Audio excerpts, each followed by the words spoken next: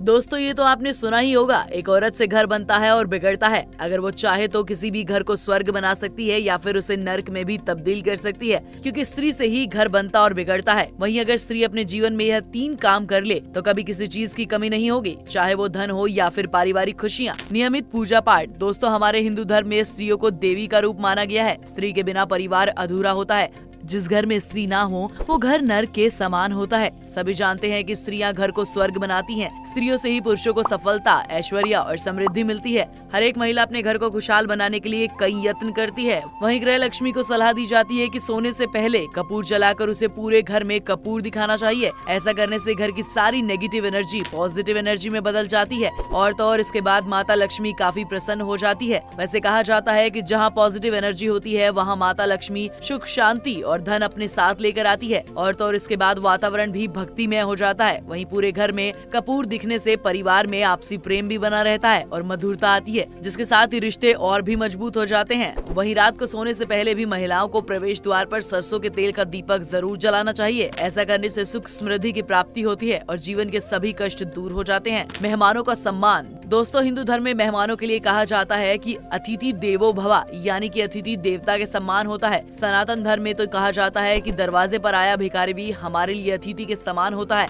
वहीं हमारा धर्म कहता है कि अगर अतिथि का सम्मान नहीं किया गया तो पुण्य का नाश होता है और माता लक्ष्मी भी आपसे रुष्ट हो जाती हैं। इसके साथ ही आपके घर के दरवाजे से लौट जाती हैं। इसके साथ ही कहा जाता है कि कोई अतिथि बिना सम्मान या भिक्षुक बिना भिक्षा के निराश होकर लौटना नहीं चाहिए, वरना इसे वो अपना पाप देकर उसका पुण्य अपने साथ लेकर चला जाता है। वहीं श्रीमद् भगवत गीता में श्री कृष्ण ने कहा है कि हर प्राणी में प्रभु का अंश होता है। अगर किसी घर की स्त्रियां अतिथियों का अपमान करके या उनको निराश करके भेजती हैं, तो वो सिर्फ उनका ही नहीं बल्कि श्री कृष्ण का अपमान भी करती हैं। और तो और वेदों से लेकर महाभारत तक गृहस्थों के लिए जो नियम बताए गए हैं उसमें अतिथि, संत और भिक्षुक तीनों के सम्मान की बात सबसे जरूरी बात बताई गई है। ये भी कहा जाता है कि स्त्रियां किसी भी सूरत में घर आए मेहमान को बाहर नहीं समझना चाहिए, बल्कि उन्हें तो सेवा और आशीर्वाद का एक अनोखा मौका समझना चाहिए। इसके साथ ही रामचरितमानस में भी अतिथि को देवता का दर्जा दिया गया है। जिस घर में गुरुजनों, संत जनों और अतिथि जनों का आदर और आतिथ्य होता है, उस घर की मिट्टी भी मंदिर के चंदन की तरह सिर पर लगाने के लिए काबिल हो जाती है। अच्छा दोस्तों, अगर आपके घर की महिला किसी का अपमान करके अपने घर से भेजती है तो उस समय उसके मन में जितने भी बुरे ख्याल आते हैं या नेगेटिविटी होती है वो आपके ही घर छोड़कर जाता है। इसलिए हमारे ग्रंथों में अतिथि को भगवान माना जाता है, उसका सम्मान करना आवश्यक बताया गया है। यही हमारी सनातन परंपरा है। बुजुर्गों का सम्मान। वहीं घर की महिला को इस बात का भी ध्यान रखना चाहिए वो जाने अनजाने में कहीं किसी बुजुर्ग का अपमान तो नहीं कर रही। दरअसल बुजुर्गों का सम्मान करना हमारी परंपरा है और इन्हीं लोगों की मदद से हमें हमेशा जीवन के कठिन रास्तों में मार्गदर्शन मिलता है। इसलिए घर की बहुओं को बुजुर्गों का सम्मान करना चाहिए और उन्हें कभी बोझ नहीं समझना चाहिए। ऐसा करने से माता लक्ष्मी काफी खुश होती हैं और अपनी कृपा बनाए रखती हैं और तो और जीवन में कभी भी किसी चीज के लिए कोई कमी नहीं होने देती। उनकी सेवा करने वाला कभी विपत्ति से नहीं गिरता। तो दोस्तों आज की वीडियो में बस इतना ही। अगर आपको वीडियो पसंद आई हो तो कमेंट करके जरूर बताइए।